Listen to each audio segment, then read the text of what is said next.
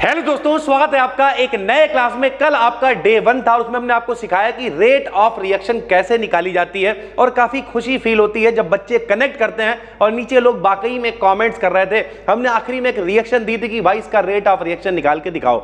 आज के इस क्लास में हम लोग रेट लॉ की बात करने वाले हैं। पिछली साल जब हमने ये क्लास बनाए थे तो rate of reaction, rate law सब एक ही मंदाधुंध लपेट दिया था, लेकिन इस बार ऐसा नहीं कर रहे हैं। टॉपिक वाइज चीजों को लेकर चल रहे हैं। कल या फिर आज शाम तक ही आपको एक थर्ड सेमेस्टर की केमिस्ट्री की पेपर एनालिसिस भी देंगे और आपको दिखाएंगे कि भैया rate of reaction, rate law, ठीक है, फैक्टर्स अफेक्टिंग ऑन इट, ये 2 नंबर, 3 नंबर, 5 नंबर में आ जाता है भाई। ठीक है, तो चलिए पहले आपको बताते हैं रेट लॉ होता क्या है। रेट लॉ को समझने से पहले, रेट लॉ का मतलब क्या है? रेट का मतलब होता है दर। कल वाली जिन्होंने क्लास देखी होगी डिटेल में समझाया था दर क्या होता है, कैसे हम लोग पैसे से रेट तय करते हैं, कैसे हम लोग टाइम से रेट तय करते हैं, ये सब कुछ कल हमने आपको बता दिया था भाई। ठीक है, तो रेट लॉ का मतलब, रेट मतलब क्या हो गया सर जी? दर हो गया।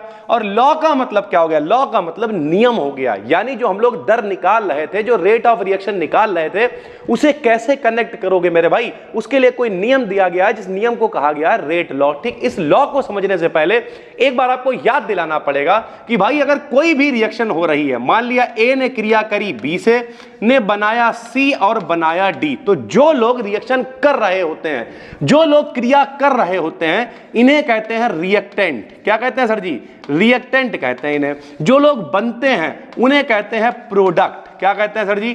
प्रोडक्ट कहते हैं उन्हें। यानी सरल भाषा में हिंदी में कहे तो जो क्रिया करता है उसे अभिकारक कहते हैं, जो बनता है उसे उत्पाद कहते हैं, प्रोडक्ट कहते हैं। तो जब भी कभी रेट लॉ की बात करेंगे तो रेट लॉ के अंदर हमें मतलब होगा सिर्फ और सिर्फ रिएक्टेंट से। रिएक्टेंट का मतलब क्रिया करने वाले। जैसे मेरे भाई हमने भाई अपनी एक रिएक्शन लिख दी N2 + 3H2 is the reversible to NH3। तो बताओ उसमें रिएक्टेंट कौन है? N2 + 3H2, यानी N2 रिएक्टेंट है, H2 रिएक्टेंट है, NH3 क्या है भाई? NH3 प्रोडक्ट है। सीधी सी बात है। तो किसी भी रिएक्शन में जो लोग रिएक्ट कर रहे होते हैं, क्रिया कर रहे होते हैं, यानी भाग ले रहे होते हैं, हिस्सा ले रहे होते हैं, उन्हें हम लोग क्या कहते हैं? रिएक्टेंट कहते हैं। तो रेट लॉ क्या होता है? जरा देखो, हमने लिखा एक इक्वेशन जो रिएक्शन के रेट को रिएक्टेंट के कंसंट्रेशन से जोड़ देती है। ध्यान से समझना, यानी हम एक ऐसी इक्वेशन बनाने वाले हैं जो रिएक्शन के रेट को, क्योंकि भैया इसका नाम क्या है? रेट लॉ है, तो हम लोग क्या निकालेंगे? रेट निकालेंगे। और भैया रेट लॉ करेगा क्या? जो रेट हम लोग निकालेंगे वो निकलेगा रिएक्टेंट के टर्म में, रिएक्टेंट के कंसंट्रेशन से जोड़ देती है।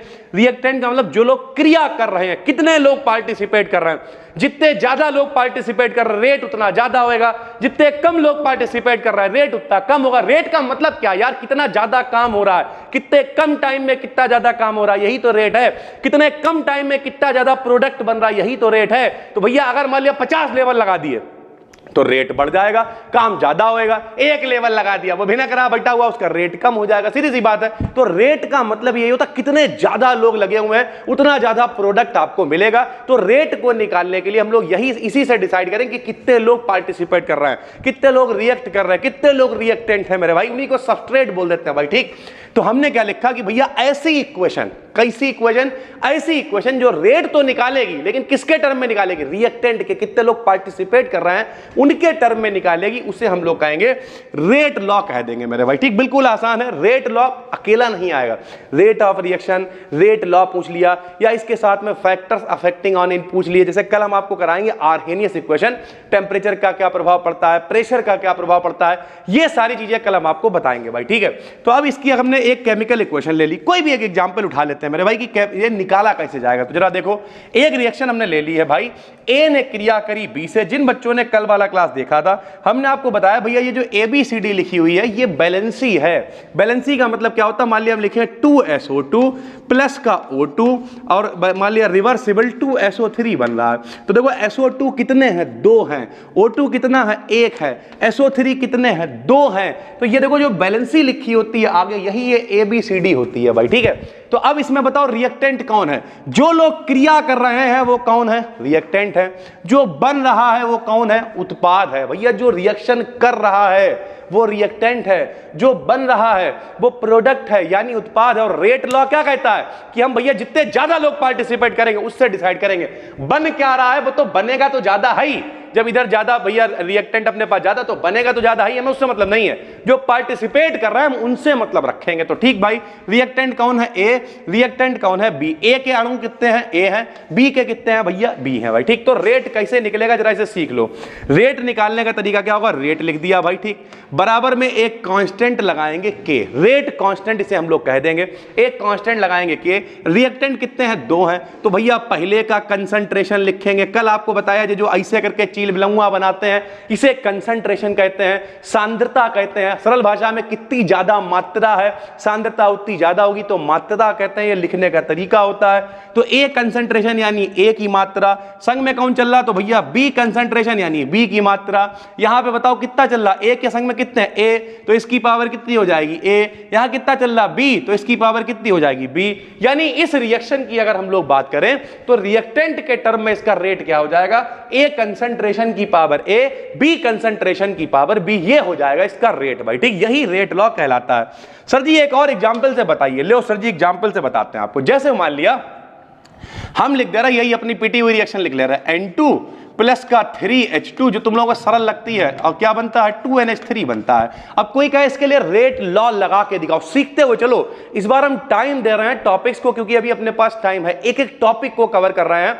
मेरे भाई सारी चीजें डिटेल में पहले ही पढ़ा चुके हैं, यूट्यूब पे सब कुछ फ्री पढ़ा चुके हैं। आपको लगता है मैं यूट्यूब के फाइलें में नहीं पढ़ना चाहते, डिस्क्रिप्शन में एप्लीकेशन का लिंक पड़ा हुआ है, वहां पे चले जाओ, 351 रुपए का प्रॉपर आपको कोर्स मिल जाएगा। वहां पे सारे PDF, सारे नोट्स, पेपर एनालिसिस सब पहले ही करा चुके हैं भाई, एक बार बैठ के देख डालो। साथ ही साथ जो यूट्यूब पे वीडियोस आ रही हैं ये भी वहीं पे अपलोडेड मिल जाएंगी भाई, तो कोई दिक्कत ही नहीं है, सारी चीजें एक जगह पे। आपको लगता नहीं सर जी मेरे पास 351 रुपए नहीं, हम तो गरीब आदमी जाके पिज्जा खाएंगे, जाके बड़ा पाव खाएंगे, आपसे फ्री में पढ़ेंगे, तो यूट्यूब पे सब कुछ फ्री पढ़ा रहे हैं।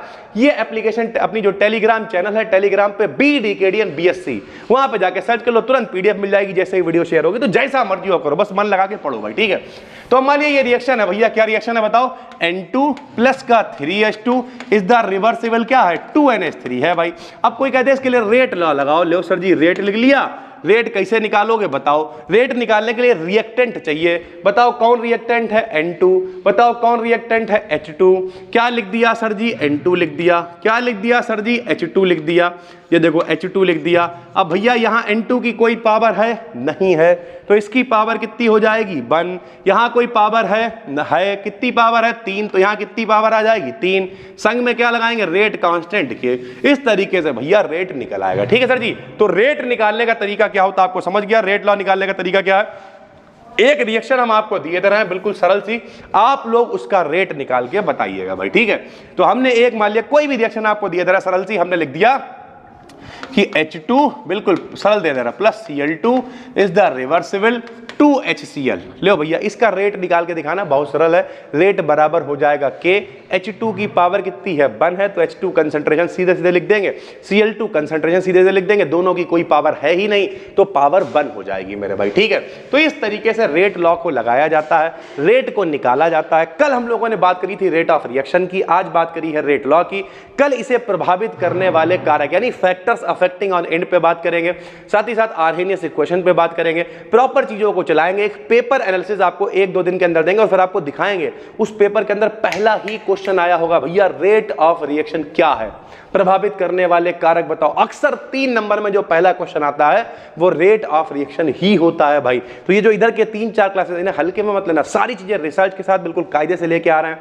डेली 10:30 बजे आपको वीडियोस मिल रही है। पहली बार देख रहे हो तो चैनल को सब्सक्राइब कर लो, डिस्क्रिप्शन में प्लेलिस्ट है बिल्कुल फ्री में पढ़ा रहे हैं, इनकी PDF आपको मिल जाएगी। फ्री चैनल है टेलीग्राम पे BDKDN BSc, 52,000 से ज्यादा फॉलोअर्स वहां पे जुड़ चुके हैं, तो जाके फटाफट से जुड़ जाइए। इंस्टाग्राम पे BDKDN को जरूर फॉलो करिए, काफी अच्छी रीलें डालते रहते हैं। ज्यादा डांस मटकना टकना तो नहीं कर पाते हैं, लेकिन आप बच्चों से रिलेटेड, रील्स, करियर से रिलेटेड ये सारी चीजें डालते रहते हैं। तो पहली बार देख रहे हो चैनल को सब्सक्राइब करो, और चाहो तो डिस्क्रिप्शन में एप्लीकेशन का लिंक भी है, वहां पे सब कुछ अपलोडेड है, तो आप कोर्स में भी इनरोल कर सकते हो। बस दोस्तों फिर मिलते हैं कल 10:30 बजे, तब तक के लिए धन्यवाद, थैंक यू।